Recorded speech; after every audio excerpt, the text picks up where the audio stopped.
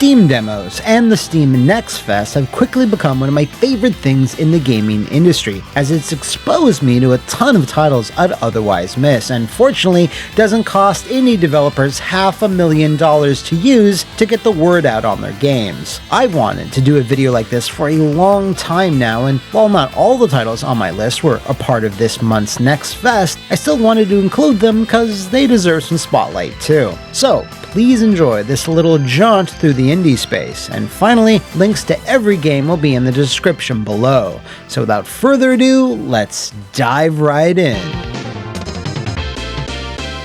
Starting off, when I first saw the words Kill Knight, that's all I really needed, and checked out the demo based on that alone. What this is a grimdark, hard-as-nails, wave-based Twitch action game where you play as the eponymous Kill Knight and need to kill every single thing that moves. What makes this a bit different though is the sheer amount of mechanical depth. You have your pistols, which can take out weaker foes, then your shotgun blast meant to annihilate a huge percentage of an oncoming wave, and then your sword, which you can use for close encounters, and charging your other abilities. While your pistols are unlimited, your shotty is not, so you need to kill with your sword to gain ammo for your shotgun, so on and so forth. You can charge yourself to draw in enemy drops, which then allow you to shoot a screen-clearing projectile, and even when reloading, there's several different functions at your sweaty fingertips. There's just a lot here, and everything works in unison to get you to kill faster and harder. Speaking of hard, that's what this very much is, as you die extremely quickly and immediately get placed upon a leaderboard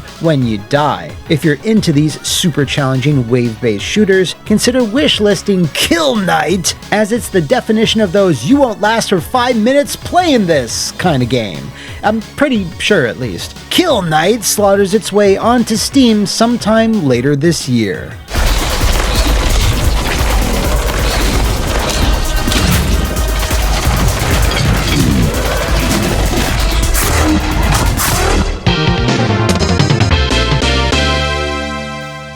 Megacopter. This was the proverbial blast, and an insane one, I might add. Think of Desert or Jungle Strike, but add in the music, writing, and characters of Far Cry Blood Dragon, and you've got some idea of what to expect. Gameplay-wise though, it's also about what you'd expect. Navigate a map, carry out missions while taking out land and air-based enemies with guns and missiles, and picking up the occasional item with a cable. In between said missions, you can level up your copter with lots of different weapons and abilities, but the crazy mid-air dodge that lets you slip past bullet fire is not something you buy in the hangar, but rather is granted to you by the dead spirit of a vengeful goddess that inhabits the soul of your helicopter. Yeah, even if the gameplay is kinda standard for this type of air-based combat design, the story absolutely is not, and the dialogue also goes out of its way to support that. I'm really interested to see just how insane Megacopter will get, and you can too when the full game drops on June 21st.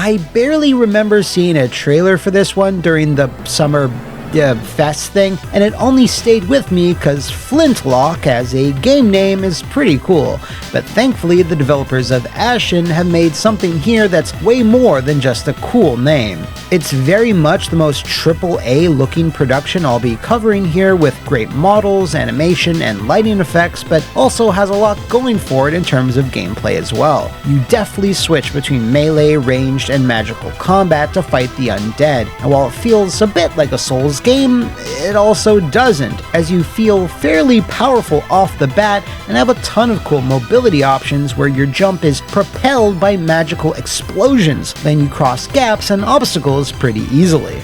The enemy designs, especially that first boss, are pretty sick as well, and this odd but strangely compelling mix of fantasy and early turn-of-the-century technology in a world filled with vengeful gods had me intrigued almost immediately. The demo also ran pretty well on my rig, and I didn't encounter a single bug to boot, and best of all, Flintlock features a cute, sassy, magical fox thing that fights alongside you, and you can't top that shit. It releases on July 18th, and I'm prepared to purchase this one outright based on my experience with the demo alone.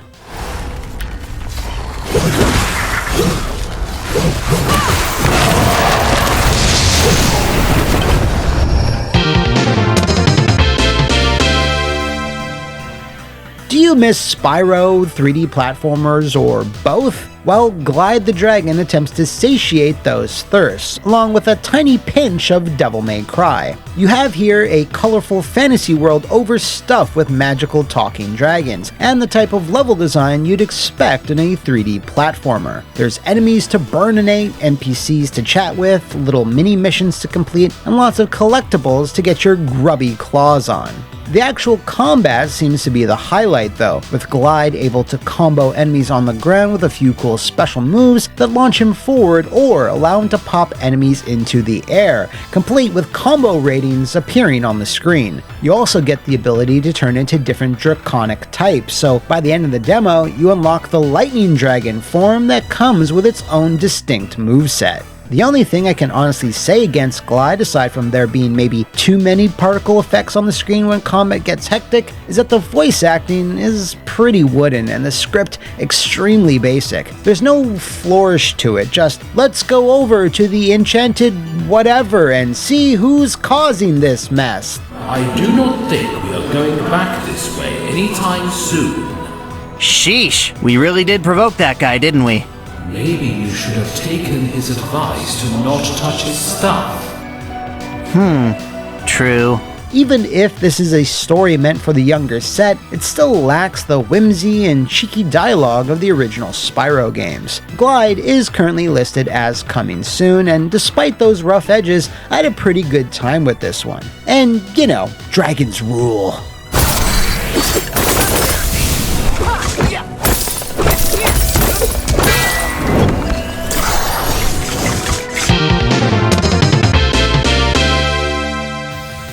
I don't have much to say about this one, and while I'm aware that's typically seen as something negative, it absolutely isn't the case here. If you miss F-Zero, then Aero GPX is the next closest thing. By the next closest thing, I mean it's F-Zero, sans the actual name and characters. It's responsive, fluid, has a great soundtrack, and most important of all, it's fast.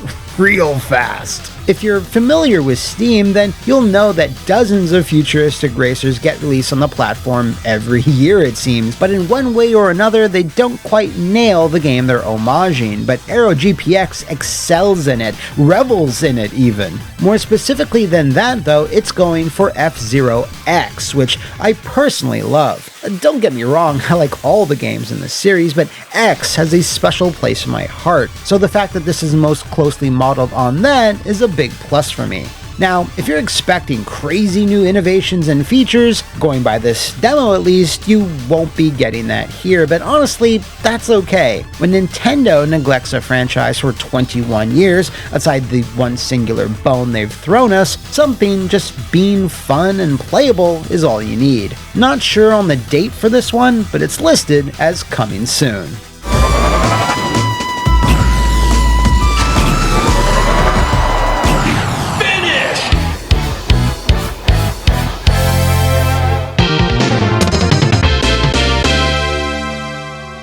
Grunn falls into the newly created category some people call cozy horror, where you're doing something inherently relaxing, but there's an underlying element of something sinister happening in the background. For Grunn, it's gardening, so you have to do all the gardening things. Trim the hedges, snip the grass, clean up garbage, all of the stuff that one can do in the backyard. But during all this green thummery, someone is watching you while you do it. Is it the owner of the house that hired you, or something more supernatural and sinister? I'm not entirely sure. The demo has 5 possible endings, and I only got 2 of them before I got a bit too creeped out. You're also working against the clock, as you need to finish as many chores as possible before it gets too dark, all while unraveling a mystery about what exactly is going on. While it's daytime, tending to the garden is actually pretty fun, with only the occasional but subtle scare interrupting you. I also really like the art style of Grunn, which again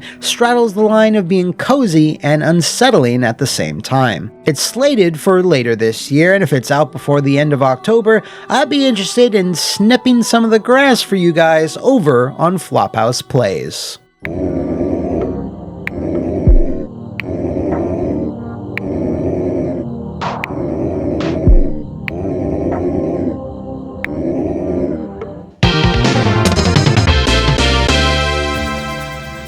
Alright, so I decided to check out Akimbot because of its very not-so-subtle Ratchet & Clank / Metal Arms vibes that the trailer and screenshots are giving me, and that's not far off the mark.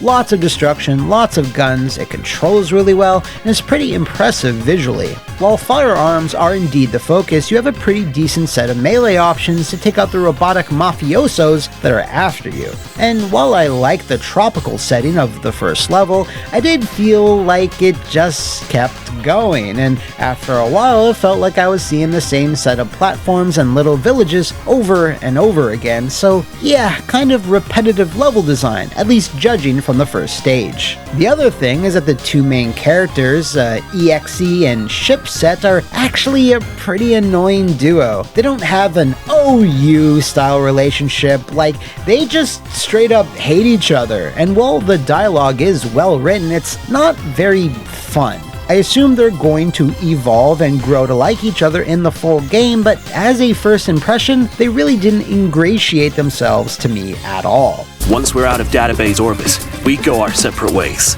I never want to see, hear, or think about you ever again.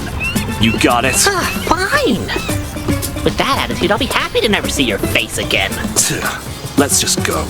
Despite that, the action and explosive firefights kept me playing to the end of the demo, so if you're out for some robot-style rampaging yourself, it comes out on August 28th.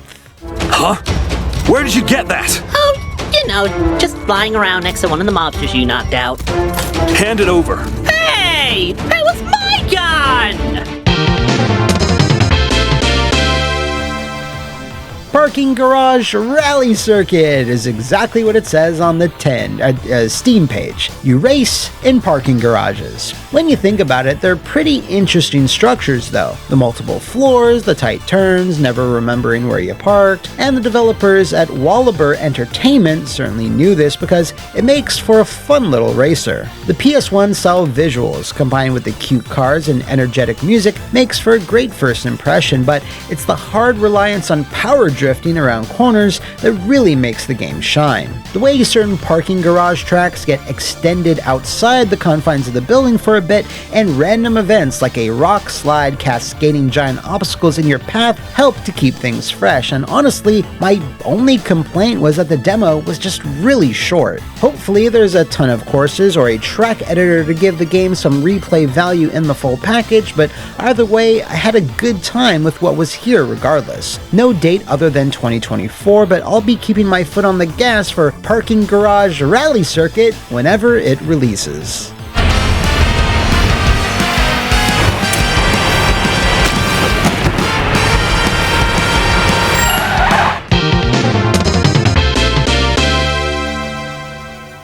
This is a special one, folks. Within seconds of playing Dungeons of Hinterberg, I found myself instantly hooked. You start off in a world much like our own, with the only difference being that using magic, exploring dungeons, and fighting monsters is commonplace, like skiing or going camping. You start off with this cool techno sword, and within just a few minutes, you're slicing apart goblins with special moves, slowing down time, looting treasure chests, and completing quests. But then, you gain the ability to use a magical hoverboard, which allows you to grind on neon pink rails, careen off jumps, and circle around planetoids. The cel-shaded visuals and unique setting, the Austrian Alps, also really help give the game a unique identity, not to mention the charming characters you meet along the way. I had to put this one down simply because I was spending too much time on it for this video, but if you're into action RPGs, I strongly advise you to check this one out, and consider wishlisting it.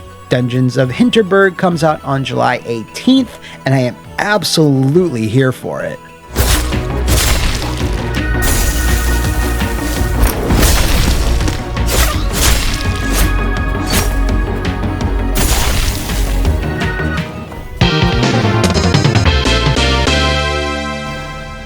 For those of you keeping count, this is one of the 17 Souls-like games that are coming out this year, so more specifically, this is the one based on Italian folklore and mythology, which does the vast majority of the heavy lifting for its appeal.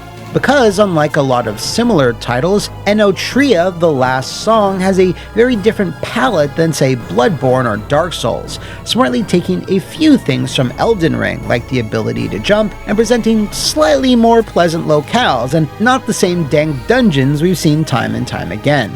Entering this huge field of sunflowers, for example, was a pretty cool moment and felt, I don't know, like a welcome change from the norm. Combat and such is what you'd expect though, but I have to say, nothing here feels as good or as polished as From Software's offerings. Hell, it doesn't even feel as good as Lies of P. Not to say it's bad, it's just more stiff. The mask system seems to be Enotria's most intriguing aspect, as you can regularly swap between, at least in the demo, 3 different masks, which change your look and stats, but in my time with the demo, it didn't seem like there was much more beyond that. It's a Souls-like, so if you're into them, I think the different setting and impressive graphics make it worth a look when it comes out on September 18th. Also, there better be some Italian-flavored emotes. I mean, come on!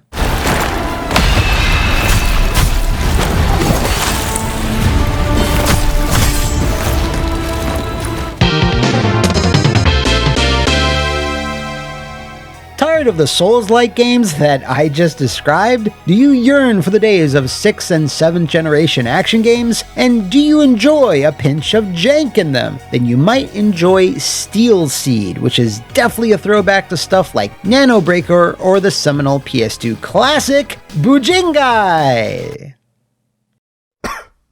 Never mind. This takes place in the futuristic world of the future. The demo doesn't really say when, and you are tasked with killing robots for some reason. You dispatch said robots with your lightsaber, the beam sword, and can perform weak attacks, heavy attacks, dodges, you know, the standard stuff, or opt for stealth takedowns. But you also have this floating robot buddy that can pelt enemies with laser fire, or you can use to get into tight spaces and activate switches. There's also plenty of platforming, which you'll use to find these level up pods, which are strewn around the environments, which, as you can see, are pretty impressive looking. The combat, however, while functional, doesn't feel great, as the animation and feedback of your attacks isn't up to the levels of DMC, Ninja Gaiden, or Metal Gear Rising, but I guess that's to be expected. The main character also suffers from weak characterization and voice work, where they just sound like a regular, everyday person that's being mildly inconvenienced. I know I have to go further, but so much lava. Don't go there! When she in fact should sound like a cool cyborg warrior, so there's definitely some tonal whiplash between her design and attitude. Still though, games like these are few and far between nowadays, so if it's your bag, Steel Seed comes out later in 2024.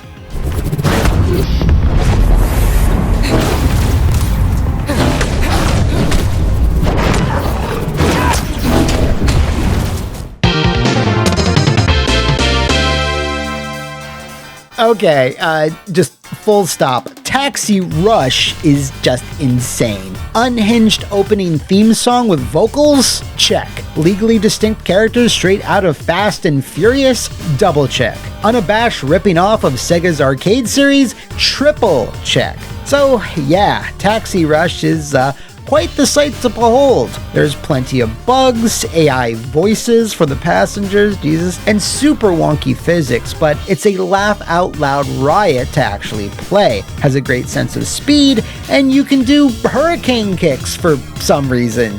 Yeah! The full game promises a ton more to see and do than in the demo, like going into casinos and bars, over 20 different vehicles, and a bigger city to explore, but make no mistake, this is not going to be a polished tour de force of game design. This is a fast and dirty Crazy Taxi clone that doesn't give a shit what you think, and I almost admire that. It crashes onto Steam with its full release on June 21st, if you're morbidly curious.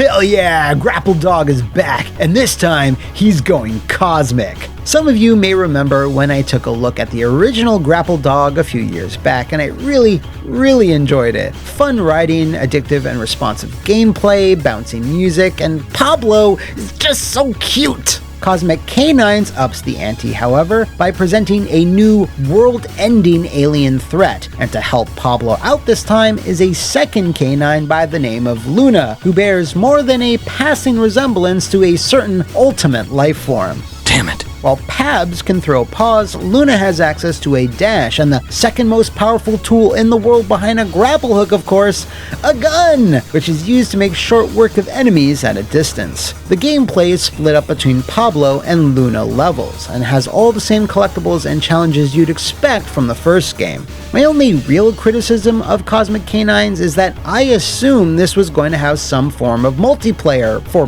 obvious reasons, either online or local, but that doesn't seem to be the case. Maybe down the line, Medallion Games could add a challenge mode that could be played in co-op, like specific co-op missions where you have to work together, but I mean, that's more of a wish list thing, as these puppies are perfect the way they are. Pablo and Luna swing onto Steam on August 16th.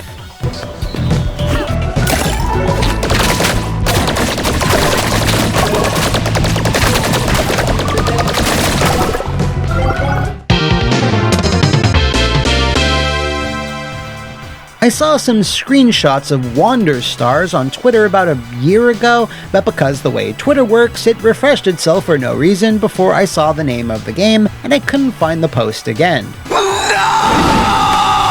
Thankfully, it now has a demo, and thankfully, it's a really good time. It takes the framework of an RPG, late 80s and early 90s anime, and does its own thing by smartly reducing ambition in world navigation and putting that effort into the artwork and battle system. Here, you pick out a variety of words, which when combined produce actual attacks, like Super Special Fire Punch! The more words you select, and in the right sequence, the better the attack, but each word has its own cost to use, so it's a fun metagame of mixing and matching. You also have the ability to make friends with your enemies if you weaken them enough, whereupon you can make peace and recruit them to cheer you on with various buffs throughout your adventure. You navigate the world through a board game-like map, so there's no real exploration in either 2D or 3D, but that's perfectly fine, as the highlight is the story and combat. I do feel, however, that not having voice acting is a bit of a missed opportunity, because the game is really set up like an anime, so I think it would have enhanced the authenticity. Wander Stars has no date as of right now, but let's hope it's sooner rather than later.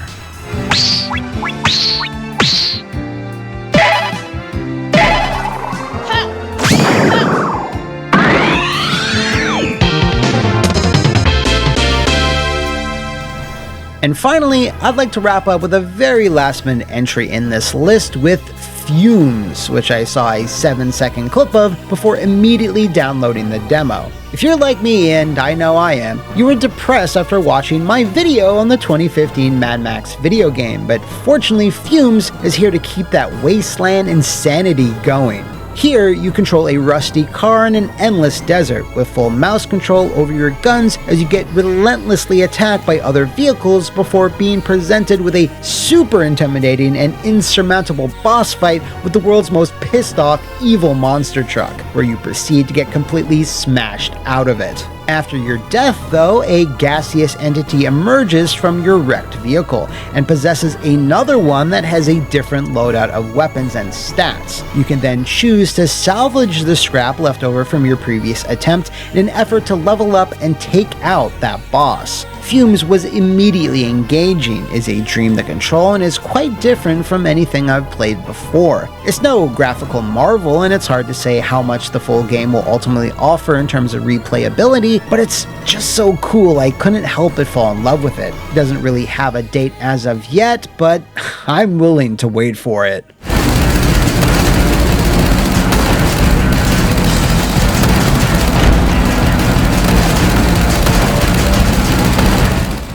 And that's it for my list of the most interesting upcoming indie games that I got to go hands-on with, but I know there's a ton more out there, so sound off in the comments below. And if you'd like to see more videos in this style, like, share, whatever you want. While the AAA gaming industry sometimes feels like it's always on the verge of collapse, there's still a ton of interesting projects being developed outside of it. I hope you enjoyed this one, and until then, I'll see you next time.